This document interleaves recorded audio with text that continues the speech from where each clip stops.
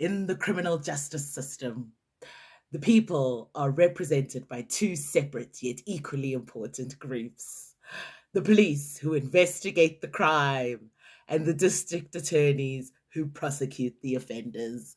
These are their stories. Dun dun dun dun dun dun dun dun dun dun dun dun dun dun dun. Bow bow bow bow bow. Welcome, guys, to Raghadi's Views with me, Raghadi, where I give you my views on reality. That intro, firstly, I've been dying to do it because I love Law and Order and not all these 5,000 spin offs that are new. And Law and Order, ya khale le khale. Okay, like the first 16 seasons of Law and Order. I am just a lover and I had to do it because this week's Married at First Sight is so fitting. As you saw, the screenshots were coming out, phones were being handed over to producers, receipts were receipting. There was a lot that was going on. So I decided to do my spin-off of the Law and Order intro because, copyright, people are going to say we are stealing their things. So now, guys, now I've got my tea ready. My hibiscus, I'm ready. Lemon balm, stinging nettle, a little hawthorn berry to take care of my heart. Blood pressure. In this session, in this review. So please, wherever you are, my dears, get strapped in. Okay, this is going to be a longer review. There was a lot of meat. There is a lot for us to discuss and a lot for us to get through. So, I can't wait. Welcome back to Raghadi's Views. If you're new to the channel, welcome. And if you are returning, welcome back to the channel, guys. I hope you've all been well. I hope you've all just been thriving, guys, in this world that we're fighting through daily. But welcome to Raghadi's Views. Cheers, everybody. So let's get into this because the theme of episode 6, Married at First Sight to South Africa, guys. Yay! Let me just get my notes. There was a lot. I have so many pages of notes. And it is clear that in this episode, the masks have now fallen away. Okay? What do we do when the illusion ends in these relationships of ours, guys? So I'm going to preface this by saying, for sure, we're going through sort of trying to chronologically and systematically what happened, but more than anything, because this is an educational channel, and that is the purpose for me reviewing and coming and speaking to you guys so that we can have these conversations. Let this show be the mirror that reflects back to us. What parts of ourselves do we see in what we're watching? What parts of other people that we are in relationship do we see while we're watching this? So very, very, very interesting. They kicked this episode off Kachus. They weren't even playing around. First scene out the gate is where we are told that Palesa is suspecting Tshepo of cheating and cheatation. Rebulagadi text messages, the ones that I prefaced with, that basically show a conversation between Tshepo and Palesa. And essentially, Tshepo is asking, I think it was screenshots of Palesa's phone. And Tshepo's asking Palesa, I'm talking to you. Hello, Palesa, Palesa, question mark, question mark. She's not responding. And then later on, Tshepo's like, did you call my office? Yay! Palesa then makes a threat, saying that she's going to be done. Anyway, in that exchange, things were heated. Palesa ended up blocking Tshepo. So we are told that no, Palesa ofonetse the producer. She sends them the screenshots. Rabona chilisi, yeah, the screenshots. And what was happening with the cheating. So obviously we need to get background. So Tshepo and Bongani go and play paddle. And all I'm going to say about the visuals of that scene. It's just that I am really happy to see black men out there exercising. Well, you could see Bongani. I think Bongani is about that life more than Tshepo's about that life. But they were there playing paddle. Bongani then picks up no matter Tshepo is hitting this ball mighty hard. Like these shots are coming at me fast and quick. What's going on? Then Tshepo's like, no, I mean, Bongani asked Tshepo, are you okay? Like, what's going on? Because, Bongani is like, you seem like you're angry. What a kwan?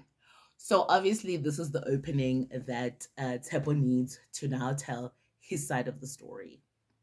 Okay, so Tshepo's story now, as he's telling Bongani, is that no, he was on his way to work. He was going with Palesa to work. Palesa had asked him to drop her off. On the way to work, his phone is ringing, ring, ka Bluetooth in the car.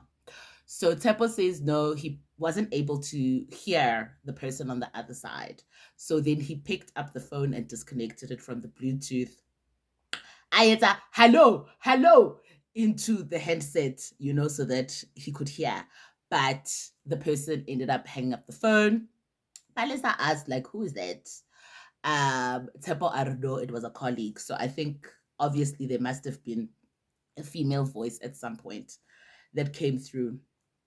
Bongani asks Tshepo, well, was it a colleague? Which I was like, thank you, Bongani, for clarifying facts. Tshepo says, yes, it was his colleague. So Palesa says, then, Palesa's questioning him, why so early in the morning with this colleague? What's going on?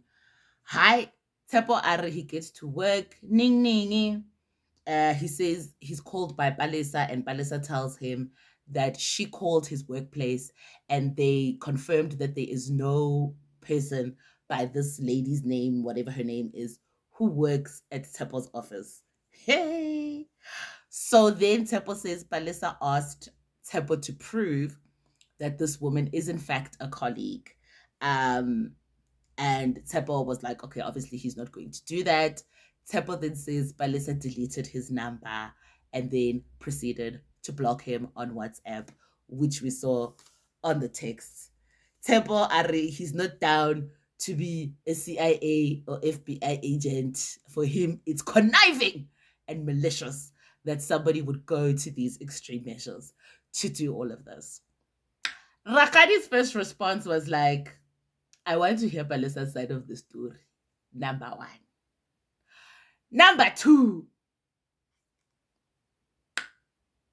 Palesa, like for real, like you found the energy and the wherewithal to phone this person's workplace and clarify whether whomever had called on the phone was an actual colleague. Like, guys, some people are here in real life talking about doing these things, but like, kannete. By the way, it's again. How look maratong. But no, guys, like sometimes it's just like extreme is extreme. Like for Rakgadi, it's also just like, where are you getting the energy? Like the energy to be going through all of those hoops. Number, his department, getting through the receptionist. I mean, do companies even have receptionists these days? How would you even do? Where is the landline number? Wait again. I have a lot of questions, and I think Tshepo's labeling of a CIA, maybe because where do you find the number is appropriate. Like, yeah, company, yeah, landline.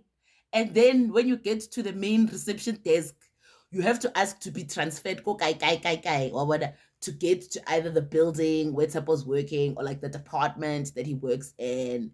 And then that department doesn't even have receptionists. And then, so are you trusting like the receptionist in the main reception to tell you? I mean, I don't know how big the company is where Tshepo works, but like that person must tell you out of the hundreds, potentially thousands, if it's a multinational, of people who got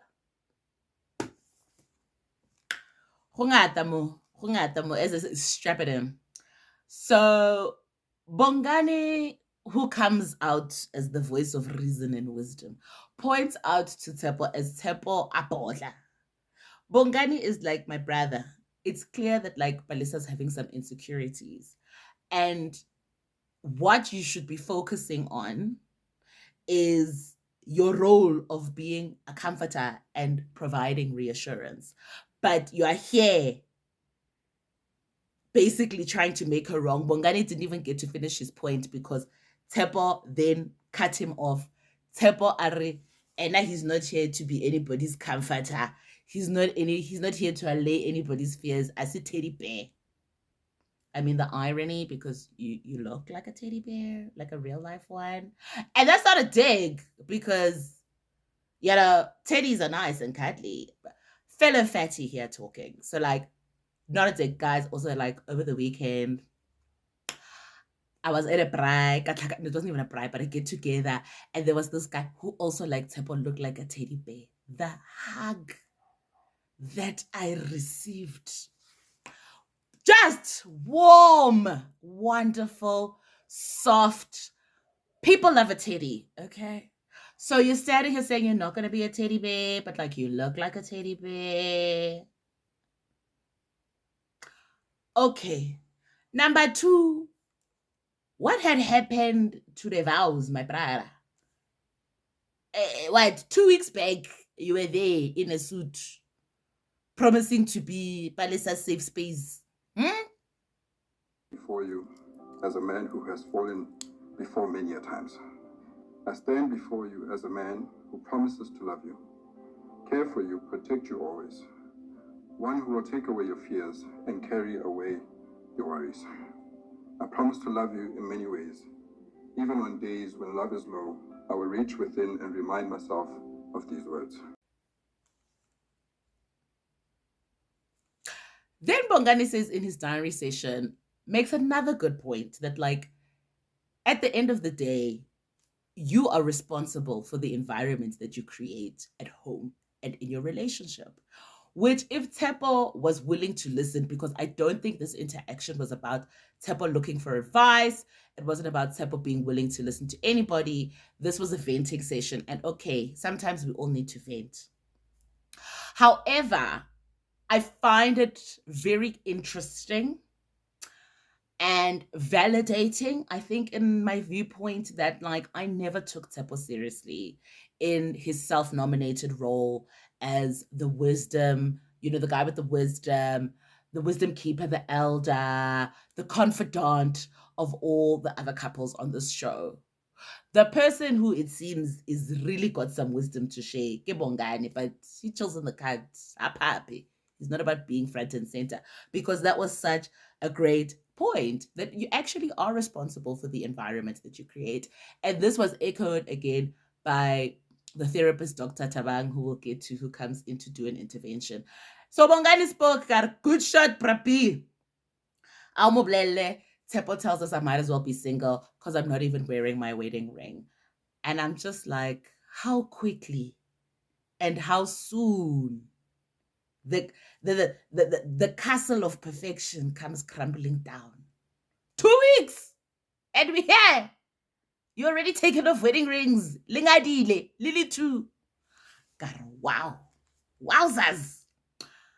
So our expert therapist Tabang comes in. Clearly, an intervention is necessary because who heated between these two people? So she comes in, Tabang, and she first asks Palesa, explain what's going on, because, Palesa was the one who reached out to producers. What is upsetting you? Tell us so that we can discuss it. Palesa chooses to be passive aggressive again and says that nothing is wrong and she has nothing to say. Our Lord deliver us from passive aggressive people. I mean, I don't know what that conversation was between Palesa and the producers, but I can tell you she was probably fuming. Now that it's lights, camera, action, intervention is here, you've got nothing to say. Tabang even asked her a second time, are you sure? Because your body language, never mind that you called us, but your body language is saying that you've got a lot to say. And so what Rakgadi has to say as our first takeaway, or actually, I don't know what number of takeaways we are at, but takeaway. If you see yourself in Palesa in this kind of response, I urge you to please watch it again and maybe take a moment to reflect, because it is learned behavior from a post traumatic experience. I can give that to her, and I can give it to most people who are passive aggressive in this way, right? You wouldn't be doing it as an adult if there wasn't a reason or a payoff or a benefit to you doing it when you were a child, right? So when we're children, we have less tools available to us, right? Mentally, emotionally, psychologically. But as we grow older, it is important, guys, that you learn how to voice what you are feeling and to speak up for yourself in the moment. Because this kind of pattern, yeah, Palesa, this is the second time that we've seen her doing it on screen, right? The first time was after Tshepo had announced his polyamorous ambitions. Now she's doing it again. This is not helpful in any relationship, work relationship, family, friends, lovers, no relationship. Is this type of behavior helpful? It is one thing if you don't feel like discussing something at a certain time to say, you know what, right now I'm feeling very activated, or right now I'm overwhelmed, or whatever it is that you're feeling. Communicate to that person to tell them, I can't have this conversation right now. Can we park it and do it later? But to sit in our faces, looking visibly upset, and when somebody who is here to help you asks you what is wrong, you say nothing.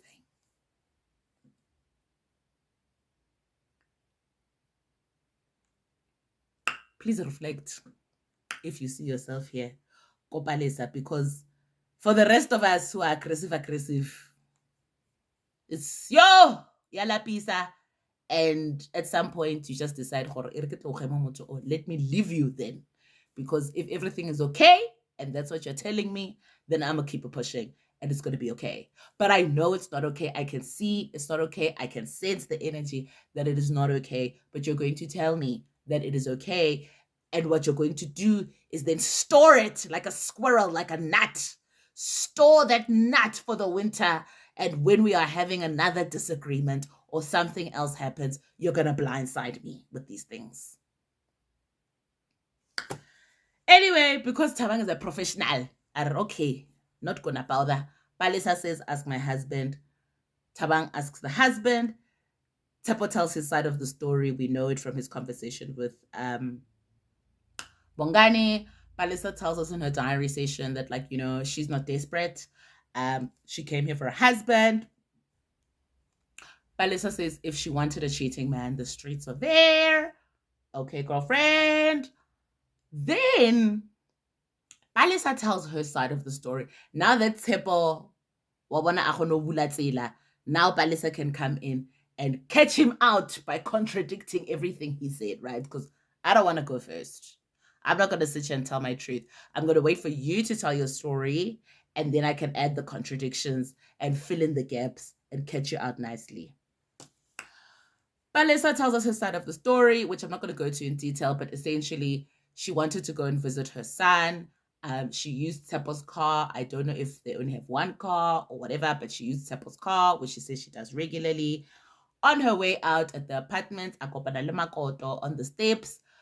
Makoto's like, oh, girl, let me just hop along and go with you to, you know, just drive around and do these errands and go see your son. So Palesa then tells us that, you know, Tshepo was upset because Tshepo doesn't want Makoto in his space.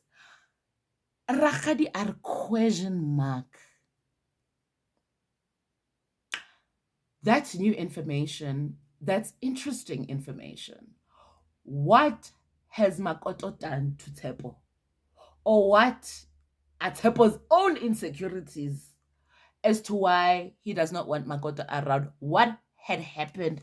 Where are the cameras shooting some B-roll to give us some context? Because what annoyed me about this episode is how everybody just glanced over that. And we never got... I need whoever is doing the reunion to come back to this one. Why Tshepo a sa batle makoto? For what reason? Especially because Tshepo is just in everybody's business all the time. I am very shocked to hear about this.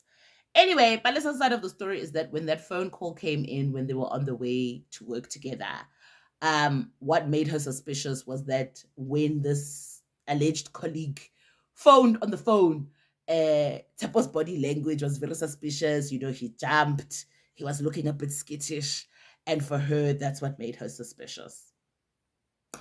Then Palesa finishes her side of the story by saying either we need to end this, what her and Tshepo are doing, which is this marriage, or Tshepo needs to end what he's got on the side. So I'm going to press pause here because I want us to spend a little bit of time now that we've got some background as to what has happened with these two people and where we find ourselves in this situation.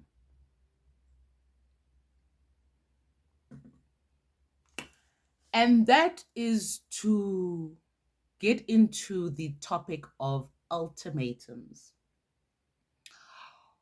Why we use them, when they are used, what is the purpose of using them? Because Palesa and Tshepo ke dithaka. Okay, for those, it means gore they are well suited. They are equally yoked in some aspects. And in the aspect that I had observed, it was in using ultimatums as a form of trying to control outcomes, which means you are trying to manipulate, right, the situation or manipulate another person. And I don't know if ultimatums really work in relationships, particularly when you have two independent minded people, because nobody wants to feel like they are being controlled. Nobody wants to feel like their options are being limited. Nobody wants to feel like the box is closing in around them. I mean, it's already cameras, all these strange people in your face while you're shooting this show. And Palesa then here, she is giving her ultimatum. Okay, either end that or end this. Tshepo's on the other side. He's also saying, Palesa can do whatever she wants to do. She can believe whatever she wants to believe. I'm not going to validate her. I am not going to acknowledge that she either has past traumas that have led her to act in the way that she did, which was a little bit crazy, quite honestly. But she acted the way that she did. But I'm not now going to come in as Tshepo, as the husband in this relationship, and offer that reassurance and offer her the security that she might require. Because Tshepo, you found it very easy to fix your mouth and tell Bongani about how insecure she is. Where is the covering? Where is the safety? Olo say by your wife with a stranger on national TV. And then you're going to say, well, she can do whatever she wants to do. You have not created the safety net upon which this relationship can rest. And I understand we're 2 weeks in, strangers, right? This is an experiment. But on Rakhadi's views, what we are doing is using this show as context for us understanding ourselves and understanding our relationships and how we relate to other people. Because here they are, two people giving each other ultimatums. There's nothing in the middle. It's this or it's that. You cut it off with her or you cut it off with me. We're cutting somewhere. Tshepo, you can stay, you can go. I'm not doing anything in between to reassure you. Is a mirror, guys. What do we see of our lives and of ourselves in all of this? And, you know, at the end of the day, it's that they're still learning each other. It's still very new. But this also brings in a really good theme around what discussions have these people actually had? Open and honest and transparent. about the expectations, right? We know cameras are not there rolling all the time. We know that Palesa says she didn't want to have another conversation about polygamy. But was that a fully complete and honest conversation that this is what I expect when it comes to fidelity, right? And you can't always know all of the facts before you're having conversations. Like in life, experiences are going to happen that are going to let you know that certain conversations now need to happen that you might not have considered before. But this is something that's interesting. Have they spoken about what fidelity is? Are we talking about phone calls? Have we spoken about how we want to be fighting? That when I'm upset, when I get into a situation where I feel cornered or I feel hurt or I feel angry, this is how I might respond. This is giving both of them, I think, some good. I think it's giving them a good foundation to start having real conversations because, as you know, Rakadi says, this has been a pretend relationship. This has been a relationship, yeah, image and how people are viewing us and curating that image and making sure that it's pleasant and that it's vibes and it's happily ever after. It's giving those Instagram relationships, these people. And now real life is happening. We are seeing here uncommunicated expectations. Do these people even have any container of safety or trust in this relationship? Do they? We don't know. It's looking like there isn't a lot of trust and safety in this relationship because who is creating the environment for that? It's not Tshepo because Tsepo's not going to reassure you. Tsepo's going to tell you that, like, I said what I said and it is what it is. So you stay or you go. How many of you have been in situations and relationships with people like that? You're not actually relating to somebody emotionally. In what you're doing is you're being cornered and you're being told it's black or it's white. And the reason you're being given those very limited options, because in between black and white is a whole lot of gray. Why can we not explore in the gray? There are a lot of other options outside of ultimatums that we're being given. And so this is a great place for us to stop and really reflect on what's going on. Because for me, it's not so much about who's wrong and who's right and whose position is valid and whose position isn't.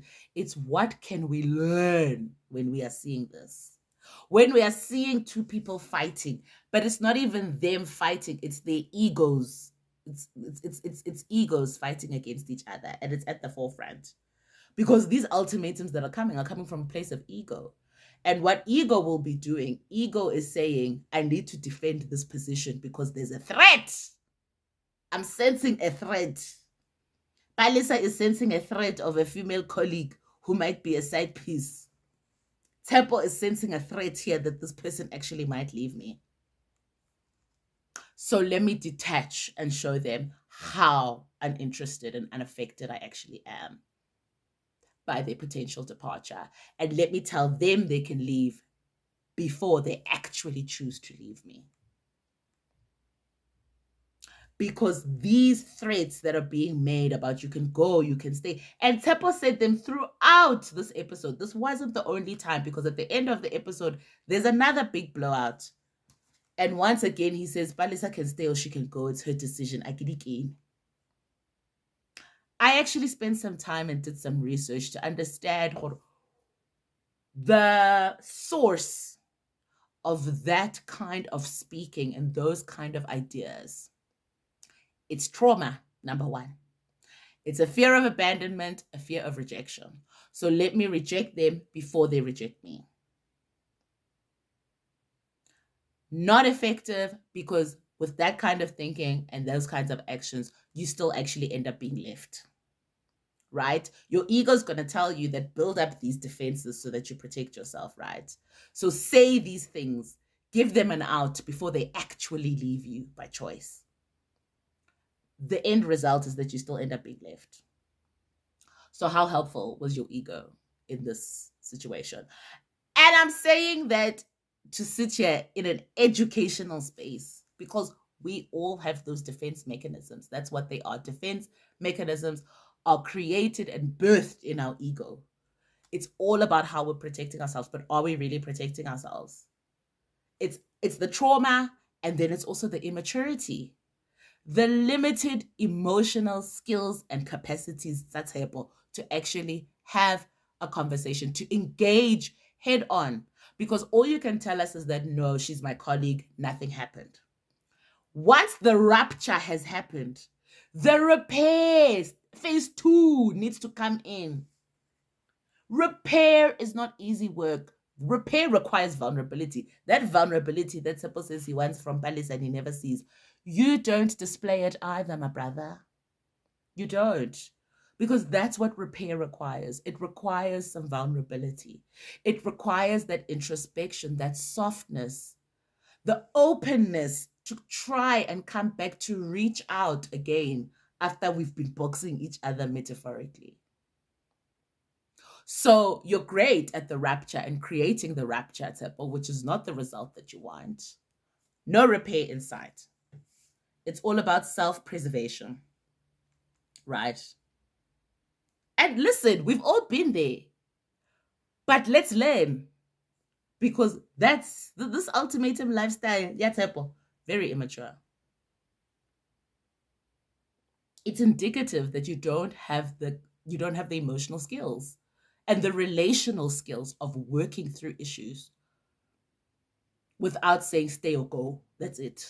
And if you stay, also, I'm not making any guarantees. I'm not communicating. I'm not going to do anything about reassuring you. How does that work? Where? In which world? Question mark. So the question that I have for these two people is, what is the level of intimate relationship they're having with each other? And not physically, because for damn sure these two people are fucking. You're not this upset. Voroso iteng in the mix. And the voroso ya bereka in the mix because that's what I think.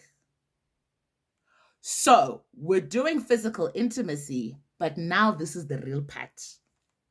This is now where we have to get deep about emotional intimacy and what it looks like. This is where we start to see each other's traumas. This is where we start to see, oh, okay, when your scar is this, when your wound is that. If they were both willing to engage with, I think, what Tabang was trying to get through to them. But I think they were both just trying to defend their positions, even in that therapy session. Because nobody was looking at Tabang and saying, yes, that's interesting. Let's dig a little bit deeper into that. I want to understand this other person's perspective. No. Nerekwatile, really two egos were on go. It was a fight to the death to be right. And the ew, Lerachadi struggles with it. I do. But I always have to remember Dr. Phil's statement. Old school Dr. Phil, when he was still on Oprah, not like this new whatever he's doing on YouTube. Ooh. Old school Dr. Phil. Do you want to be right or do you want to have a happy relationship? It's hard, but it's valid. The other takeaway here before we move on was really around truth. And when you struggle to tell yourself the truth about yourself or about things or just to look at the truth, that struggle is always going to be reflected back to you in your relationships. Because in this case, Palesa does not tell herself the truth about how she really feels in terms of the fact that I'm hurt. She can be indignant. She can go into battle and fight, but Palesa will not tell herself the truth. She doesn't even demonstrate the truth when she's on camera, right? We've spoken about this before. She's busy calling Boposha Mponeng. When you're not Mponeng, but you're like mboneng under this light and under these circumstances. And once I've discussed with Tshepo on the side and we've agreed about what we're going to talk about, then I'll come to camera and then I can show you those bits and pieces of me and bits and pieces of this relationship that I think are going to be palatable to the general public. So, not a lot of truth going on there. Not a lot of truth going on when they ask Palesa after she's had, when expert Tabang first came, how are you feeling? You're visibly upset. She won't acknowledge it. She won't even say it. Palesa for me, neck down dead. Neck down dead. Yeah, it's working. She can strategize. She can tell you all of the ways that she's not hurt and that she's strong and that this is what must happen intellectually. What's happening below your neck, my dear? And so that lack of truth and honesty with herself is being reflected in a partner who is also showing you lack of honesty and transparency. Yay! Lizila Luna! Everything was calm when I wasn't working. Thank you. Didn't you say? Wait till it come. Hakerta lights. Now all of a sudden. Okay. Love you guys. But like really. So it's being reflected back to her. If you're not honest about your feelings, here you go. You're given a partner who's also not all the way honest about his. It's covered and it's being done so that we can be aware and work through these things, guys. You know, this is, it reminds me, you know, in my coach training, one of the lecturers used to always talk about, you know, you think that the problems and challenges that you're having with people in your relationships are about the other person and their behavior, even if it is the most out of order behavior, it's about you. Most of the time, I'd say 95% of the time, it's actually about you. None of us wanted to hear it. None of us really believed it. And then Rakhadi was also just like, okay, I'm starting to like come along to it. And the more years I spend living, the more truth I start to see in that. And it's the same thing here. Because Palesa, you want to make it about Tshepo's lies, Tshepo's infidelity. What about your lies? Tshepo's just reflecting back to you. The state, your own internal state. That's what Tshepo's reflecting back to you. Not making it right, not making it wrong. That's why I said I don't even care. I'm suspending judgment. Tshepo is cheating. Who is on the phone? Is there a colleague? Is there not a colleague? Wait, I'm sure social media, whoever those investigators are, back on Twitter, are out there ducking and diving through accounts trying to find this woman. That's not where Rakhadi is. What are we learning? And we are learning that your partner is going to reflect back to you the things that you are not aware of or the things that you didn't even want to deal with, which is the fact, Palesa, that you're neck down dead. Don't tell yourself the truth. Aren't honest about your own feelings. That's just my opinion. Go internet. Okay, so expert Tabang came in with some great advice and basically told them you're not talking to each other. You are talking at each other, i.e., no one is listening to the other person. I say it all the time. Listening is a skill. It's a skill.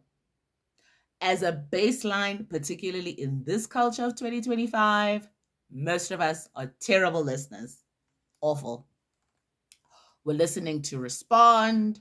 We're listening to come up with counter arguments.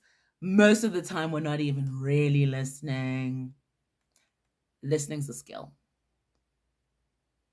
That's what actually helps you to relate to people. So please practice listening wherever you are. Active listening. Linda, before I started training, awful. I realized awful listener. Awful. Let's not go there. And then Tabang was also telling them that, like, you know, you guys are coming from a place of ego. Just egos fighting each other. Ego. Edging God out.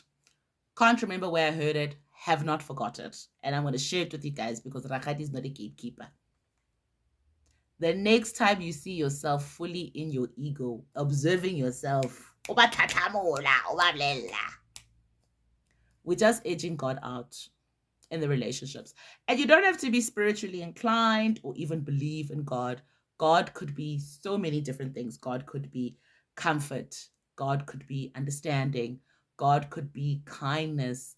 God could be unconditional positive regard for the other person.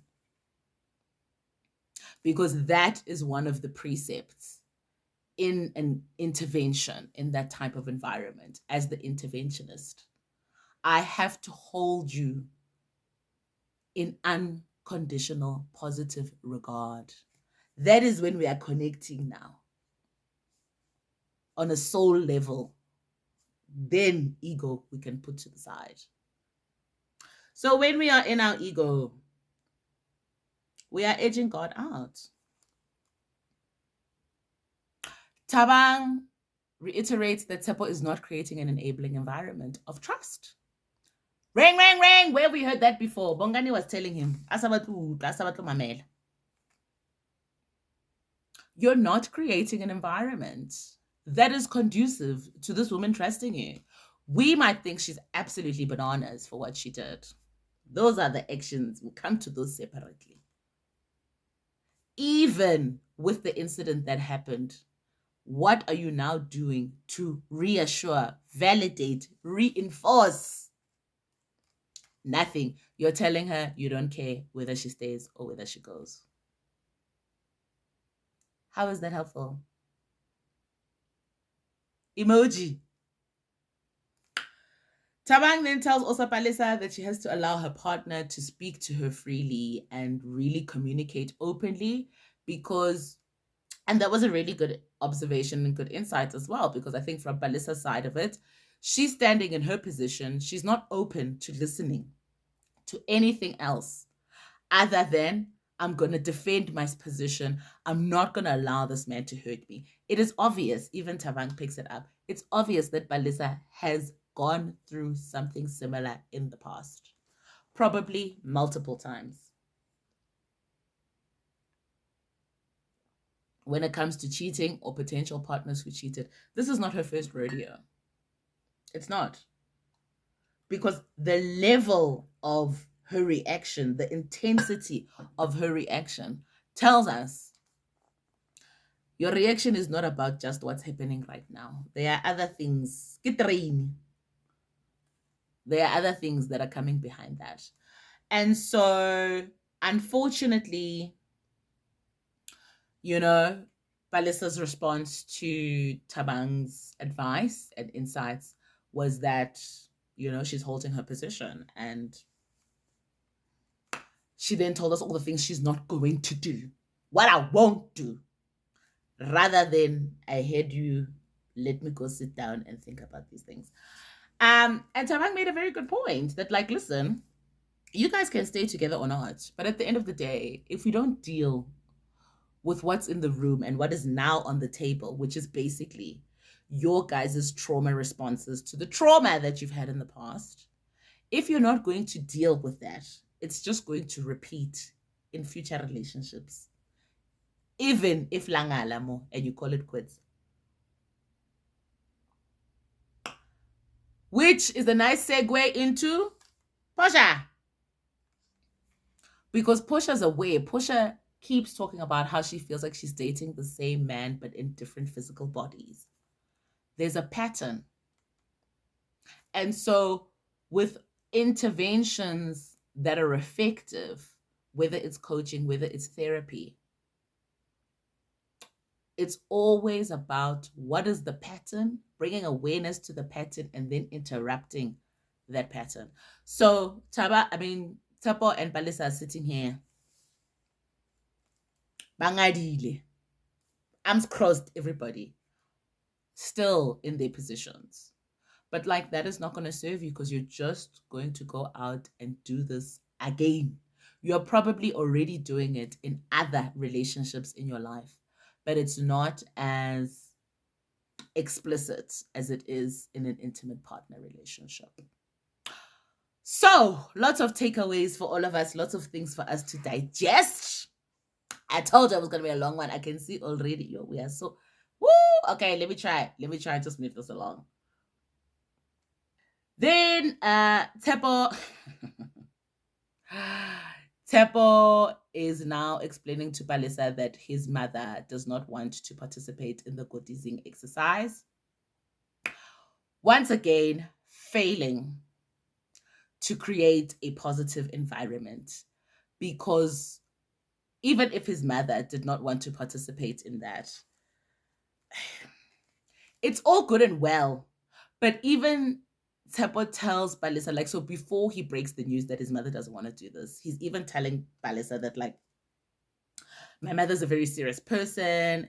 She's very strict. I'm my mother's favorite child. How do you think that is going to make somebody feel? Somebody who's a stranger, who's only known you for 2 weeks. Somebody you guys are already beefing hardcore, okay? Hardcore. No, at least it's already expert to intervene. This house is already on shaky ground. And then you say things like this. I need some self-awareness from Tshepo. And this brings me back to, remember when we first met Tshepo in his intro, I think nearly episode 1. And he was telling us about all the work that he had done and he's been preparing to be a husband. Rakgadi are, let's wait and see. I'm curious about what the work is that he says he has done. Now the rubber is hitting the road because he's demonstrating a lack of awareness for others that is slightly alarming in the severity for a 38-year-old man who has lived life and been in other relationships and, by his words, was 5'2" getting engaged to his previous person. There's no awareness of other people. How are the things that I'm saying going to make other people feel? He says these things to Palesa, and Palesa's just like, no, she's really just looking forward to going. You know, she's so excited. You know, and that she doesn't have any problems. She's happy, which confused me because, babes, it was WWE. Litabang. Mole, you were both fighting, holding your positions. It was a war. Babe. 5 minutes ago, now you're happy and you're smiling. I think this ability that Palesa has to just switch on, switch off, very interesting. What's the story for me there, and where did she learn that behavior? And maybe if you demonstrate some similar behavior like Palesa, where did you see that demonstrate? Who in your family did that? You know, you've seen this somewhere. You've learned this somehow. When cameras are off in the background, rangapana is war. But when the cameras are on, you are on too. We're on. We're on. Give the people a show. And what is the toll that takes actually on you emotionally? That denial of your feelings, that lack of resolution that you get, that wound and all of the trauma that lives in there will continue to be exposed but covered up, if that is making sense. Hi, anyway, so then Tshepo tells her that, like, you know, it's late, you know, his mother is not on board with doing all of the stuff because, once again, the proper processes and rights haven't been followed.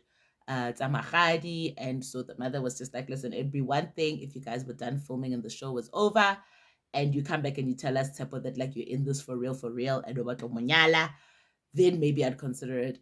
But as of right now, mommy says, Kitty Popeye is a Popeye. And she will not participate in this. Kara, tata mommy. I can hear it. Then Tshepo says that, you know, I think he's urging Palesa. He's like, no, I can see you're sad. He's urging her to cry and like to feel her feelings and to just let it out, because you can see she's visibly disappointed why they put her in the pinifa. Wait, guy pinifa. I hope she didn't get it from you, Tshepo. Pinifa ele wait, guy. Because she was already wearing the pinifa with the duke, baby girl. You're going to have to take that off while all of South Africa saw you having it on. That's not right. That's not right. Producers Lilona in the mix. She was devastated. Tshepo's telling her to cry it out, while out the other side of his mouth in his camera session, he's telling us that he's relieved that this actually is not happening and she's not going to go see his family. Ugh. Tshepo bathong. Father God. What are we watching? Like, can you be this disassociated? It's just, for me, I'm watching this and I'm like, this is signs of such a disintegrated person. You're saying you are relieved because you don't even know if you want her to be your wife. Fine. That seems like a bit of an extreme reaction based on what happened, even though Palesa's actions were extreme. When I were extreme on top of extreme, we're double extreme hunters. Once a ring, where I'm single. I don't even know if I want her. But I'm going to come here and sit on the bed, and when she's upset, I'm going to tell her to cry and lean on me and be vulnerable with me while I sit there in my dishonesty and disingenuity. I'm going to tell her to cry and tell her that she lacks vulnerability. You're going to tell her all the things that she's lacking in. None of the things that you are failing to provide and create, which is reassurance, which is protection, which is security. No, we don't want to talk about those things. It's about Palesa's inadequacies. Hey, I get it. I told myself this episode, I don't want to come in this review coming for people. I want us to really focus on the educational aspects of it. But as I'm talking about it, sometimes you just see some fuck shit. Yeah, God. Okay. So he tells her that she's not being vulnerable, and the problem with Palesa is that, like, she doesn't want to appear to be sad. Palesa is like, the aim is not to sweat. Le Palesa. I get fine. Trauma response. He says Palesa never wants to talk about being sad, but the problem is that she'll say she'll talk about it later, and then later never comes. I can give that to Tshepo because, yes, that is what I sense from Palesa as well. There is an avoidance of talking about things that are messy, that are hard, that are real, talking about them in an emotional way, connecting with our hearts, not fighting intellectually about these issues. So I get that. And even in her avoidance to speak up for her own feelings, and to be honest about them. That's the one thing I'll give to you, Tshepo. But I don't know, sometimes with Tshepo, maybe you guys can help me. I wonder that, like, is he being deliberately obtuse and not seeing his role in not creating an environment of, like, trust and safety and emotional intimacy? Or does he really not see it, guys? Because I could say, I'm trying to see if this is, like, pathological, or is this just a human being who lacks the awareness that thinks he's aware. Sometimes the people who think they are aware, worse than the people who are not aware at all, because sometimes this is what you get. So then we have the last scene. Fireworks with Tshepo and Palesa once again. I know. Can I just take a moment to thank producers for not showing us the circus that is Nkululeko and Makoto this episode. We got a chance to breathe. Thank you. Siyabonga. Hallelujah. Woo! Can we have some different kind of drama coming through this episode? So, Tshepo and Palesa, hey, it was a blow up. So we see there, Tshepo is in his apartment. They saying no, he wants to, have a conversation with Palesa about the session they had with um the expert Utabang.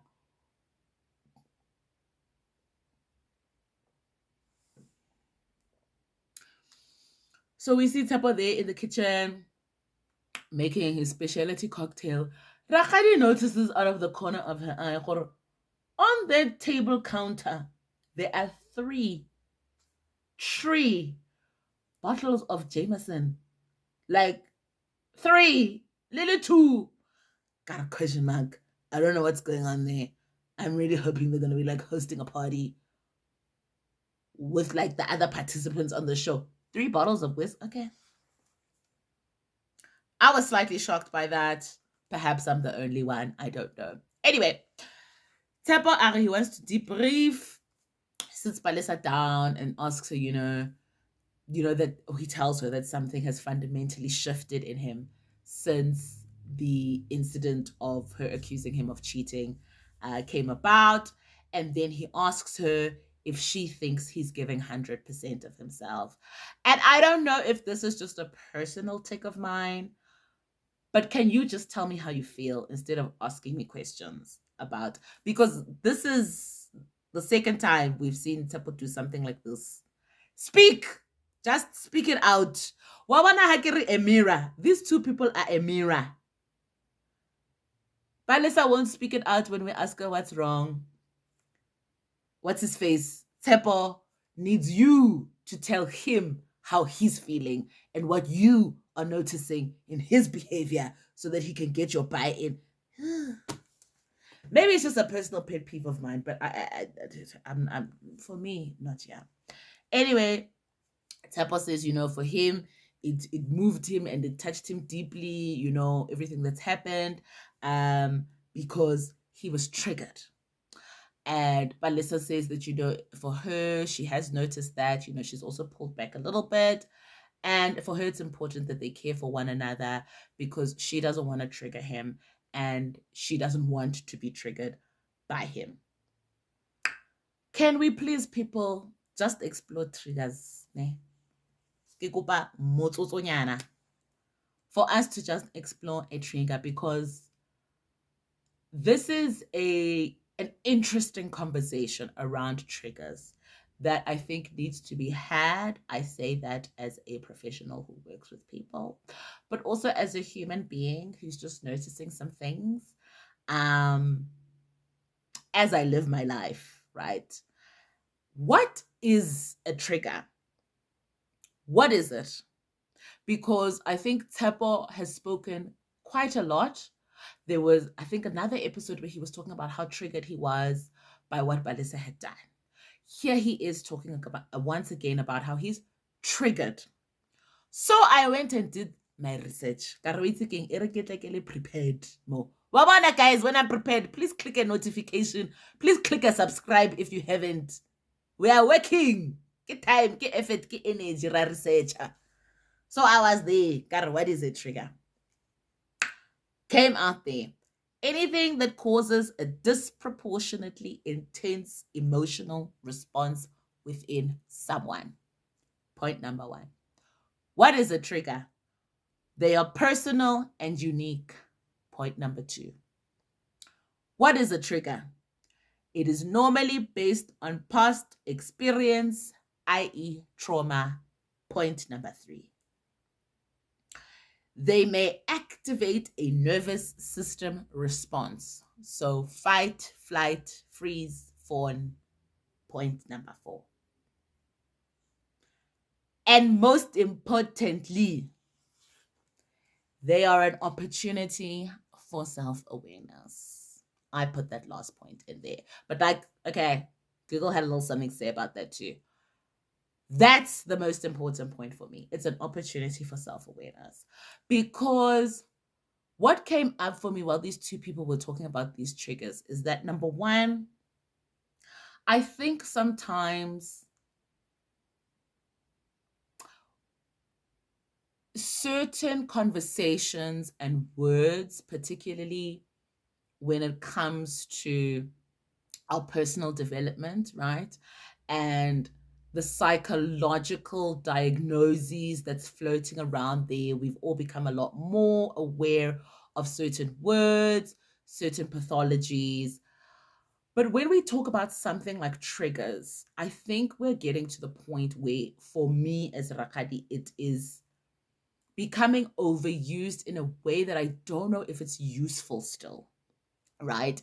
I think there was a time in the beginning when we didn't know what it was, when we were just out of the blue, something was happening or somebody said something, and you'd hit the roof or you'd immediately cry or you'd have some sort of physical response, right? It gave us some language that could help us to understand it. But it seems like sometimes this language is now starting to be weaponized and is actually creating more confusion. Because when somebody says, I was triggered, what happens there is like it becomes a stop sign. Or don't come any further. But I can't come any further. And you haven't explained to me, like, what feeling are you actually experiencing right now? What part of what happened is invoking this emotional response in you? Trigger denies us access to more information that would help us learn, that would give us context. And that is why I have a problem sometimes with people talking about the triggers and that I was triggered when that happened. Because now we can't touch it. It becomes a holy cow. If you were triggered, we just immediately were like, okay, there's some sort of trauma around that. You know, we can't do anything about that. But it's not actually helping us to connect, to go deeper, to dive in, and to actually have a real conversation about our feelings.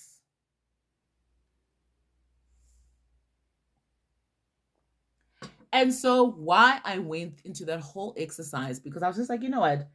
Let me unpack this trigger just for myself. And kadula mole karakadi, how na trigger, what's happening? Okay, for me, trigger, there's a purpose and there's an opportunity, right? So the purpose of the trigger, what's the purpose? The purpose is to bring attention, right, to some area of our lived experience where there's no resolution.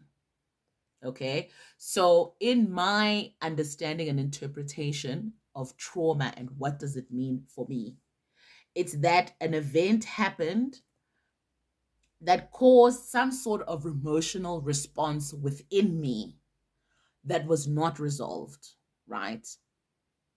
So the lack of the resolution and that hangingness is what keeps that wound open. That's what keeps it as a trauma. So if somebody's going to talk about trigger, it means there's a wound there, right? There's a tender spot. Somebody says something, somebody does something. It's still tender. So I'm going to have an intense emotional response to this.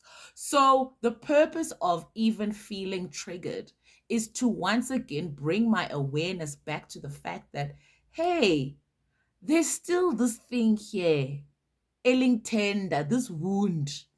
There's still this thing here that should somebody touch it, I lose my mind. I act out of character. I say things that I'm not used to saying, or I behave in a way that is not what I am used to or what the people around me are used to.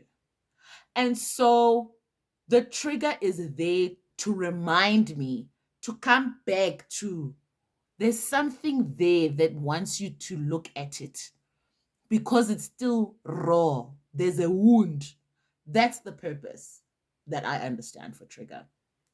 And then when we look at the opportunity is to now become more aware through my own interactions with other people, particularly intimate relationships, because that's where, a lot of this triggering happens, right? So to become aware of like, these are the tender spots in my psyche, and these are the areas where I can focus more of my energy, my time to introspect and to try and heal myself so that I can have better interactions and relationships with other people and myself. That's the purpose and the opportunity. So the way that I am understanding it, and that's why it grates my tits. Okay, no other way to say it. It grates my tits sometimes when people are sitting here, and particularly Tshepo and Palesa talking about how they don't want to be triggering each other. Intimate relationships are triggering. That's the whole point. They are here to show me that there's a wound, there's a tender spot here. Okay, you didn't heal all the way. There's unresolved trauma when this thing is. Guys, you can't be sitting here for me and saying these two people, Palesa and Tshepo, and saying we don't want to trigger each other in the relationship. Kanjani, if you're not being triggered, and listen, I am not talking about abuse here. Please hear me. Can we, I'm not talking about abusive situations, but the concept that I'm going to be in a relationship with another person and never be triggered, an intimate relationship, for me, we are not actually engaging authentically and transparently then at all. Because if we're not triggering each other, if I don't sometimes like just want to strangle you in your sleep, what are we doing otherwise? You know?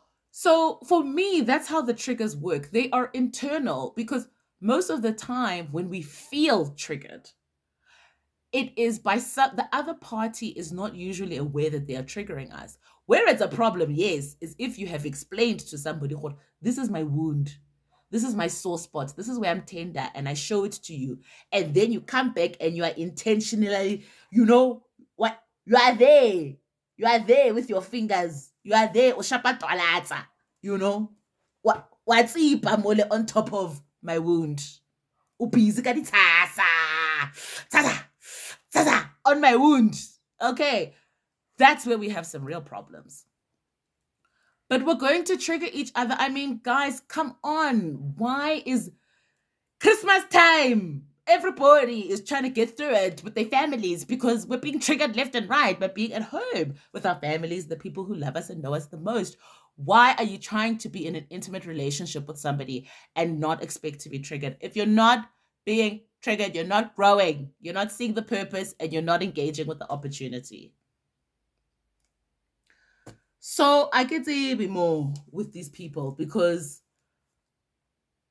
what they are demonstrating to us, and once again, I'm going to thank them for being a demonstration and coming on this show, but what they're demonstrating and reminding me as Rakhadi and all of us is that what we need to do is be building internal capacities to hold our triggers, to see our triggers and hold ourselves in that, rather than telling the external world that you should not be triggering me and that you, as another person, should be acting in a particular way that's going to make me feel good, which is the definition of codependency.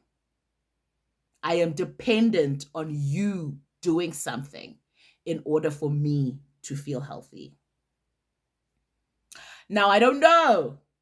Interdependency is what we strive for, but listen, I don't know if I'm sold completely on the idea that human beings can survive and not be codependent, particularly in the way that we've been raised at this time in, humanity's evolution.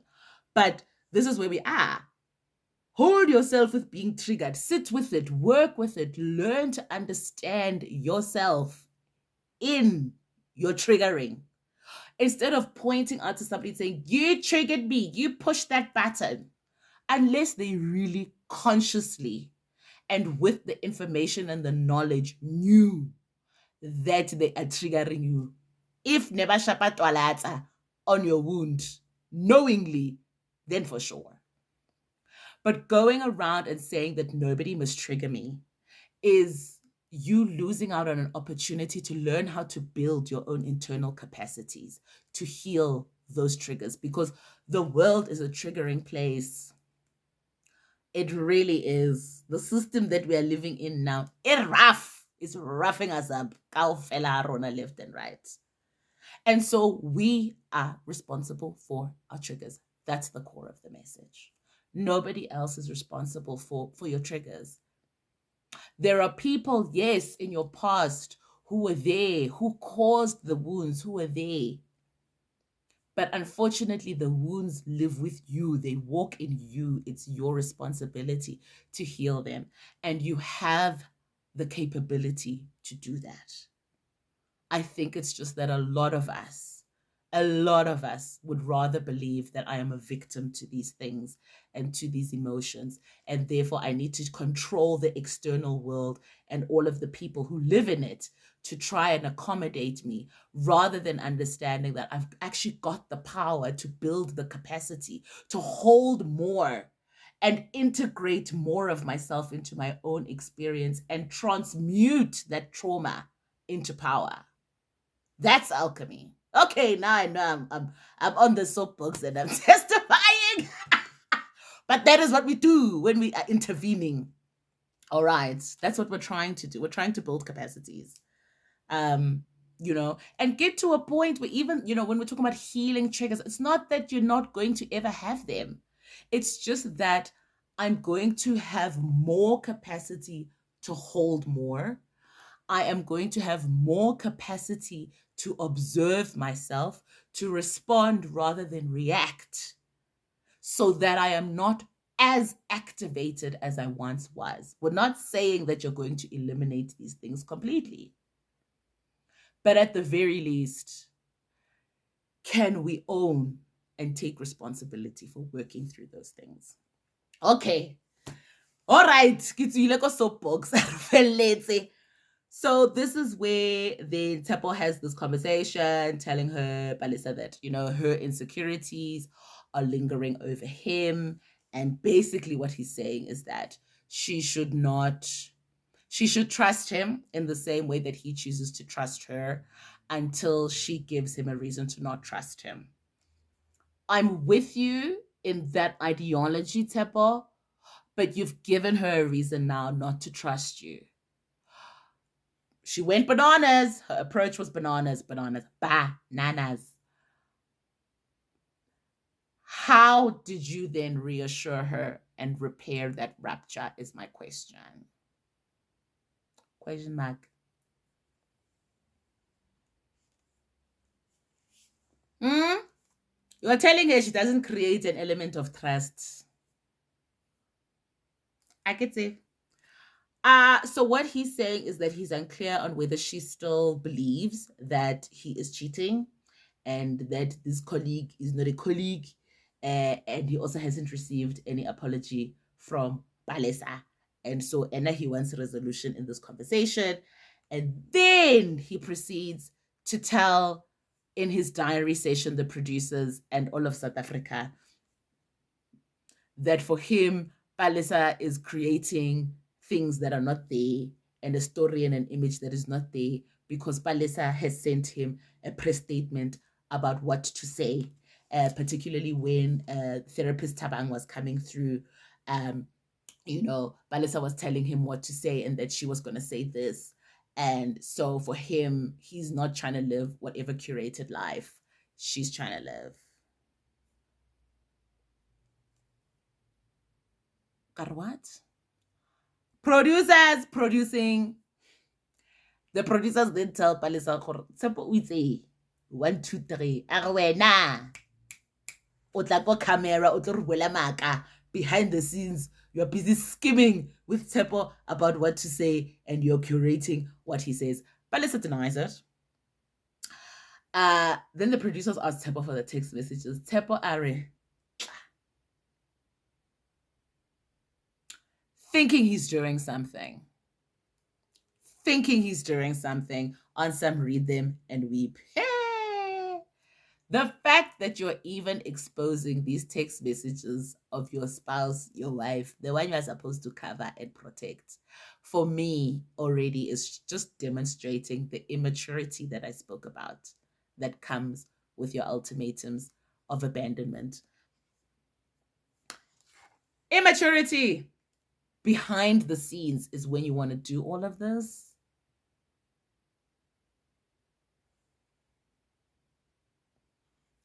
Threw her under the bus hard. And I am not the person to sit here and say Palesa is not about performing in front of us. She's been performing. She's about that life. But you threw her under the bus. Threw her under. All the way under the bus. That time, Umokopa apology at the table that she must apologize.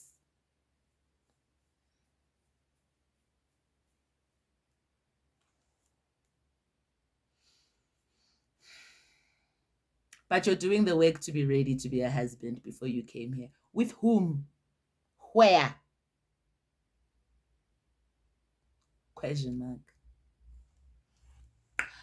Palesa's like, there's no such thing. She was like, I sit behind the scenes with Tshepo, and yes, we talk about like getting on the same page about certain things. But like Tshepo's been telling me all this time that he wants a baby. So Palesa's like, who am I sleeping next to? Because this person is sitting here begging me for a baby. Are baby mia. Are kidding ankupa baby mia. But now he's trying to tell me that he's not even sure about us. And he doesn't even know if he wants to stay in the relationship. Palesa, it's rough. It's rough. It's rough. I did feel for her because I think in this moment, she probably felt like she was alone because you are now being shown by the producers that you are not having the same experience as this other person that you think you're in an intimate relationship with, right? Because these guys were never really intimate, maybe outside of physically, but emotionally. Wabo.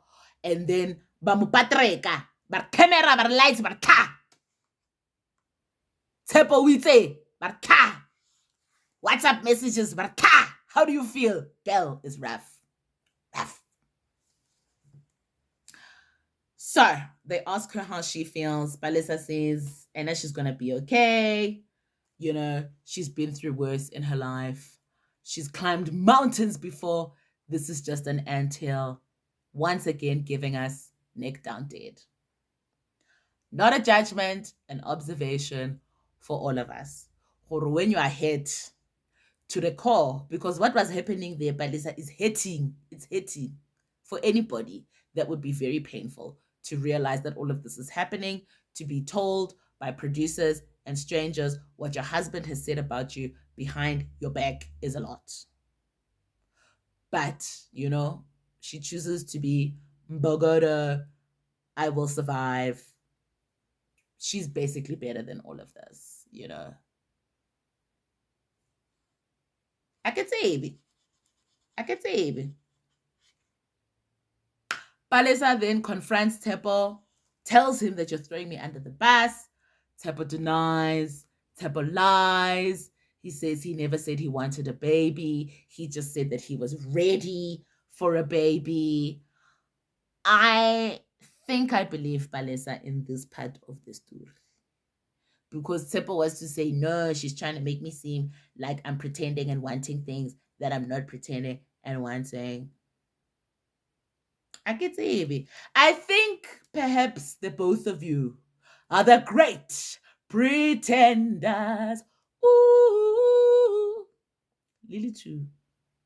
So for all of us who watch on the internet, it's a good lesson about what happens when we are pretending to be in relationships that are deeper than they really are, but we keep up the pretense for the other people. Example. Huhubi.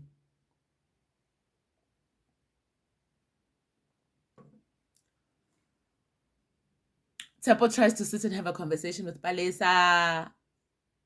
after she's walked off, when she's denied, when Tshepo's denied to her face that he didn't say he wanted a baby.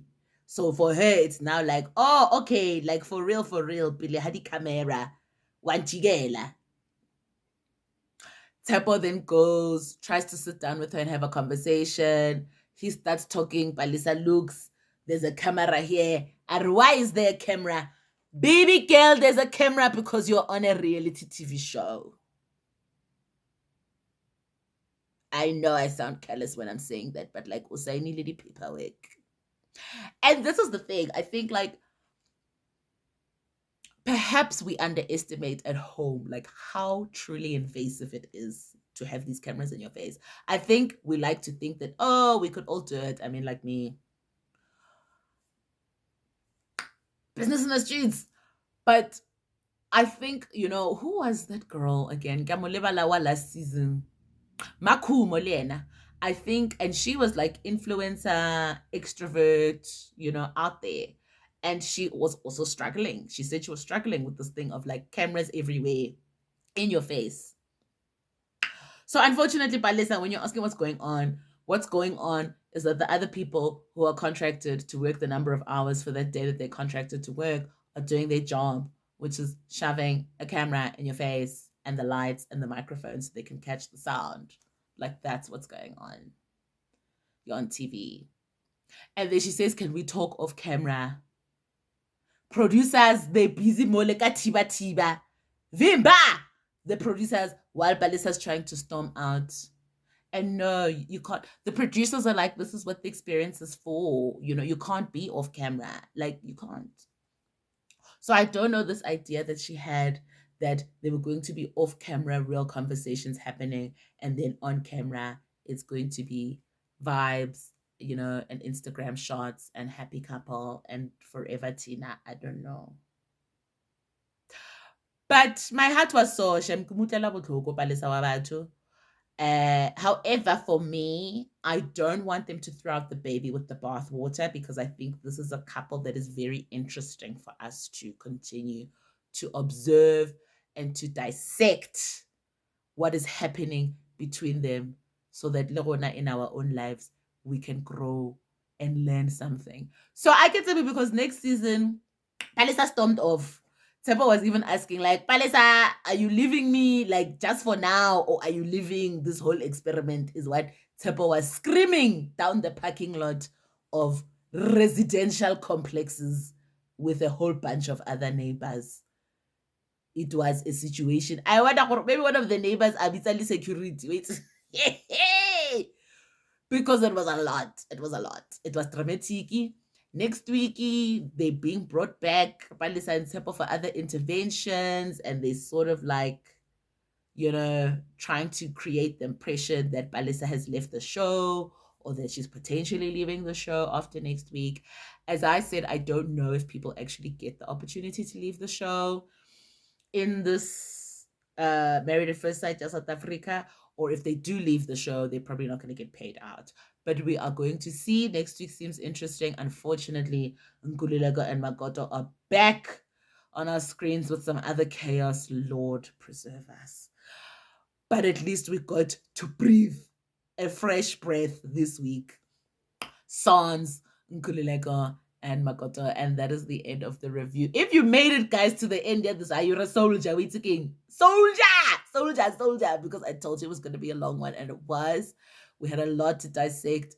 Take it in pieces and tranches if you need to, because yeah, it is quite long. But I think it was juicy. I'm going to have to see in the editing. There's a lot that I said that I don't even remember.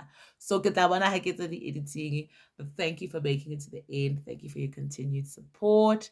And please remember to be love, to spread love and not hate. Ciao.